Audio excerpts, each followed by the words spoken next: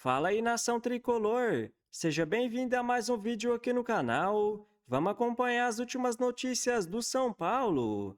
Trago atualizações para vocês do Mercadão da Bola do Tricolor, que volta a campo somente no dia 22 de julho, com essa pausa para a Copa do Mundo. Então, sem mais enrolação, vamos pro vídeo. E o São Paulo definiu o preço para negociar Arboleda. Já contei para vocês nos últimos dias que o zagueiro equatoriano tem sido oferecido para vários clubes de futebol no Brasil. Vitória, Santos, Atlético Paranaense e Vasco têm interesse em contratá-lo, mas o São Paulo exige US$ 1 milhão para sua liberação. A ideia do tricolor é usar essa grana para quitar toda a pendência que tem com o empresário do Arboleda, o Pepe Chamorro. Importante registrar que os 4 clubes interessados não estão dispostos a fazer esse investimento para um atleta de 34 anos de idade que treina afastado do restante do elenco depois de uma série de problemas extracampo.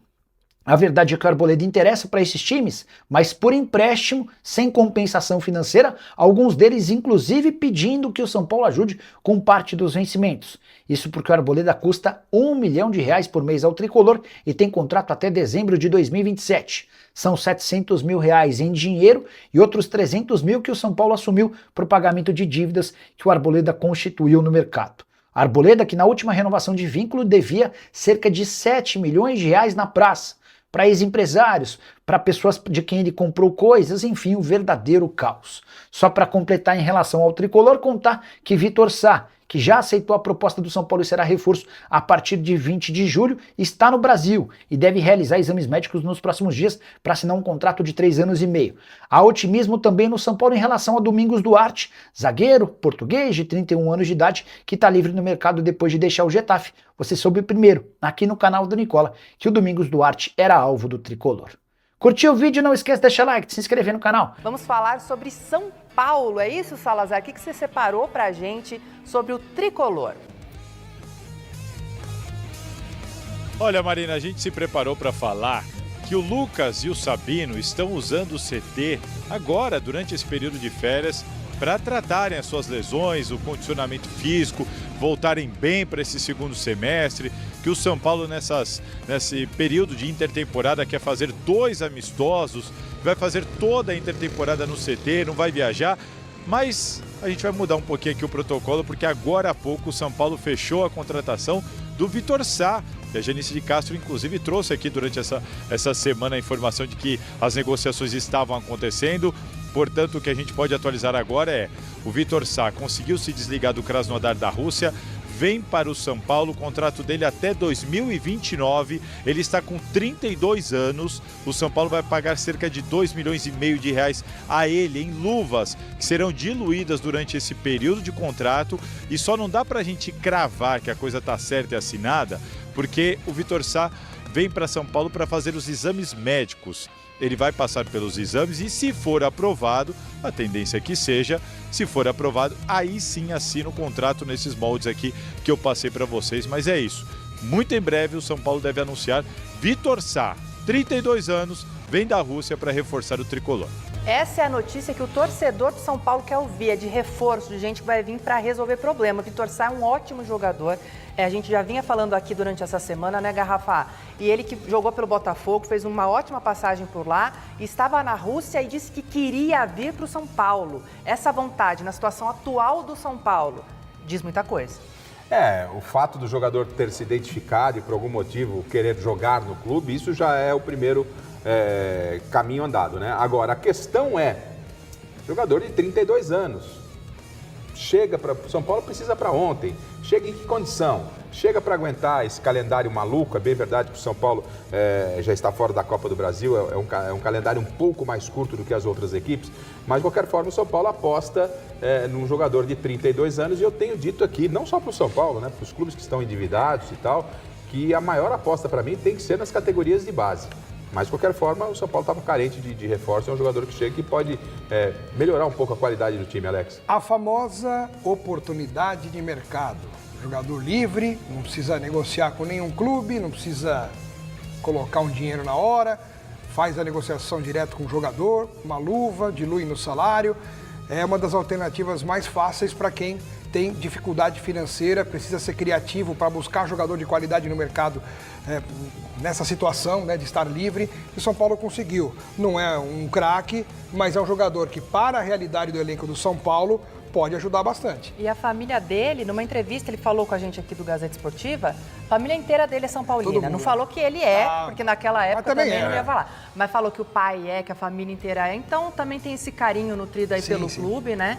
Então isso ajuda bastante também. Lembrando que o Vitor Sá tinha uma possibilidade de renovar com o Krasnodar também. Ele podia, né, seguir lá na Rússia e tudo mais, mas optou, portanto, aí por vir para o São Paulo. Vamos aguardar, então, o anúncio oficial do Tricolor com essa contratação. O Vitor Sá, na visão do São Paulo, é um atleta que vem para ser titular. Na ideia de jogo do Dorival Júnior, em um primeiro momento, ele vê o Vitor Sá como titular do lado do Ferreirinha. Então, a gente tem essa informação de que é bem provável que ele mantenha esse sistema do 4-2-3-1 em um primeiro momento, com essa possibilidade do Vitor Sá chegando para ser titular. É óbvio que o Dorival, o que ele mais quer é também ter opções diferentes para, em algumas ocasiões, ele acabar mudando esse sistema de jogo. Mas o Vitor Sá, na visão do São Paulo, vem para ser esse ponta esquerda. Até a gente conversou em alguns momentos ali para entender também, poxa, ele pode fazer a do Arthur? Pode. E isso também agrada o Dorival. Só que o Arthur é um jogador fisicamente privilegiado, no sentido de que o Arthur ele consegue se recuperar rapidamente de jogos de quarta e domingo. É parecido, por exemplo, com o Luciano. É que o Luciano, antes da pausa da Copa do Mundo, estava todo ferrado, foi pro sacrifício, mas o Luciano, bem fisicamente, ele é um atleta que também consegue uma sequência, uma alta carga de jogos. E o Arthur é visto como isso, e o Vitor Sá também, ele é um atleta que não tem um histórico tão grande de lesões, principalmente musculares, só teve uma lesão muscular nos últimos tempos. Então é um atleta que fisicamente vai entregar para o São Paulo, e na visão do Dorival, ele chegaria para ser titular. A ideia é dar um pouquinho mais de vitalidade, de força, de velocidade, de arranque e de uma melhora na finalização e no passe naquele lado do campo. A ideia justamente é fechar com esse jogador que está praticamente fechado, 99% é só realmente uma catástrofe, algo muito fora da curva para que ele não seja jogador de São Paulo. Ele já está na capital paulista, ele já está no Brasil, na verdade. Nos próximos dias vai resolver toda essa parte burocrática, faltam só pequenos ajustes, detalhezinhos pequenos, aqueles famosos detalhes burocráticos para que o São Paulo possa anunciar a contratação do jogador, que como a gente já trouxe, já deve estar no dia 17 de junho, já no CT da Barra Funda. A expectativa no entorno dele está muito positiva para essa vinda para o São Paulo, eles acreditam muito nessa possibilidade. Ele recusou outras sondagens e propostas para realmente poder jogar no Tricolor Paulista. A gente já trouxe todos os valores no vídeo anterior, mas a ideia do Dorival é que o Vitor Sá venha com condições para ser titular. O São Paulo, na visão do Tricolor Paulista, na alta cúpula, a gente está contratando um jogador que vem para ser titular. Um jogador que vem no mesmo status que veio o Arthur. Um jogador que é para chegar e jogar. Essa é a visão do São Paulo com essa contratação. Quero saber a sua opinião nos comentários. Domingos Duarte também já acertou o salário, já há um acerto verbal referente aos salários, mas existem alguns detalhes burocráticos. Um dos detalhes burocráticos é em relação ao tempo de contrato. O Domingos Duarte, ele tem 31 anos, a ideia do jogador seria um contrato de 3 temporadas, e o São Paulo está tentando reduzir isso para 2 temporadas e meia, 2 temporadas, mas no fim das contas, a tendência é de fechar realmente esse contrato de 3 anos.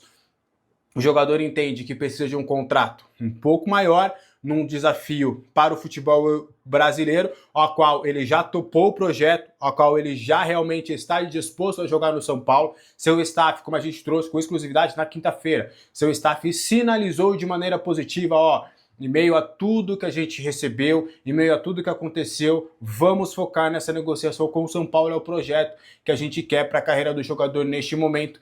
Então, a ideia do staff do Domingos Duarte é de conseguir fechar essa contratação pelo menos até o final de semana, e já há um acerto salarial, já há um acerto em quase tudo dessa vinda do Duarte para o futebol brasileiro. Resta realmente somente essa parte do tempo de contrato. Mas, no meu feeling do que a gente pôde conversar, a tendência é de que o São Paulo tope realmente esse contrato de 3 temporadas com o Domingos Duarte, aí a ver se vai ser 3 temporadas e meia, ou se vai aproveitar, já que é mercado brasileiro, é até o final do ano, vamos fazer 2 anos e meio. É que o São Paulo está tentando esse pequeno ajuste para entender de fato o que pode ser feito, e isso é importante porque também tem o pagamento de luvas para poder diluir durante todo o contrato. Fechou? E aí, conversando também com algumas pessoas, do que a gente pôde entender do Domingos Duarte, é de que é um reforço que está praticamente fechado também. Tá? Detalhes burocráticos aí para o São Paulo fechar essas 2 contratações. Fechou? O Tricolor de Fé pergunta: o que vocês acham do Vitor Sá? Bom, a gente estava até discutindo há pouco aqui no G4, né? Foi um jogador ok. Eu também acho jogador ok. Mas é que eu achava o Arthur um jogador ok, até que ele me surpreendeu positivamente. Não tem nada a ver um com o Eu outro, gosto mas é mais só... do Arthur que do Vitor Sá, mas acho o Arthur mais versátil. Eu não acho o reforço ruim. O Vitor Sá é um atacante de força pelo lado, é isso? Isso. Já tem 32 anos, vai assinar 3 anos de contrato. Eu acho que não é a prioridade do São Paulo essa posição. Essa é a nossa grande questão. Sim. Em relação à idade e tal, é aquilo. O São Paulo só consegue contratar hoje jogadores Nessas condições. em fim de contrato e, portanto, nessa idade. Tá buscando um zagueiro mais ou menos também com esse perfil. João Arthur, depois do Tricolaços de quarta, qual a opinião de vocês sobre SAF? Sabia que essa pergunta viria. Olha, eu não fechei questão, não, vira SAF hoje, não é isso que eu tô falando.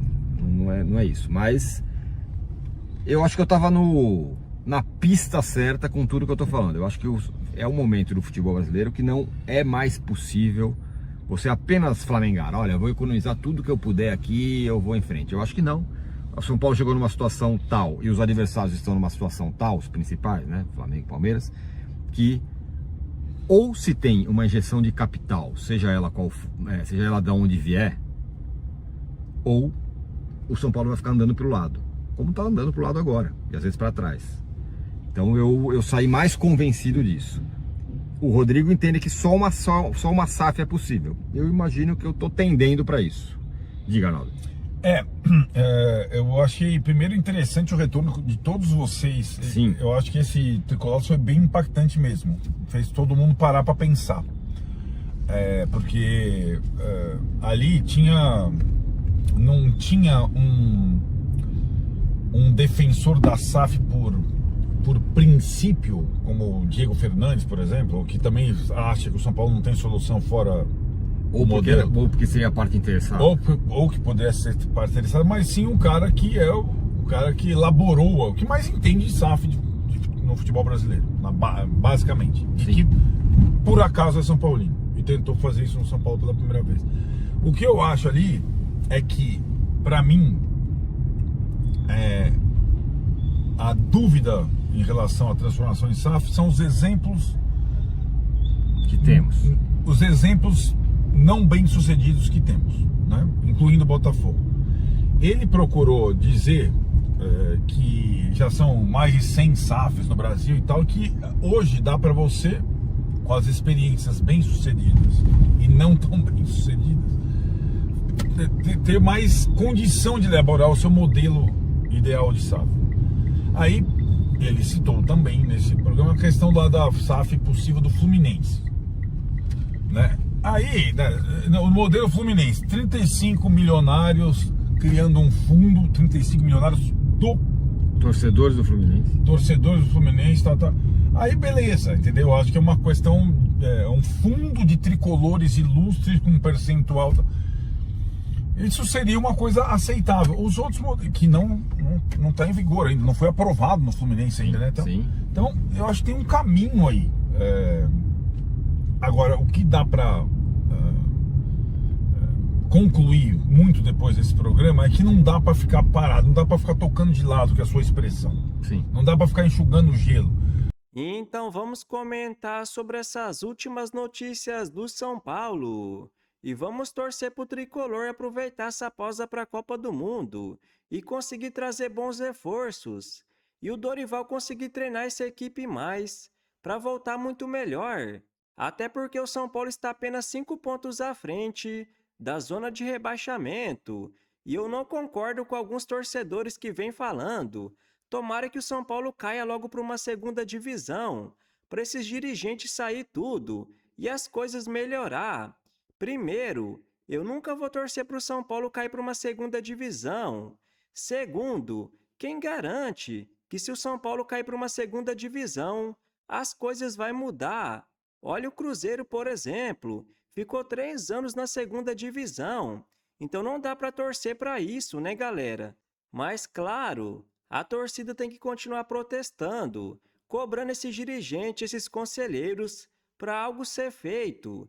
Mas que nem eu já falei no último vídeo, eu sempre falava aqui no canal, para a torcida continuar em cima, cobrando esses conselheiros, para votar certo nessa próxima eleição de presidente, para nenhum amiguinho do Júlio Casares se tornar o próximo presidente. Mas o que parece é que o São Paulo se dividiu em dois. O grande problema é que de um lado tem o Macis, que era vice-presidente do Júlio Casares.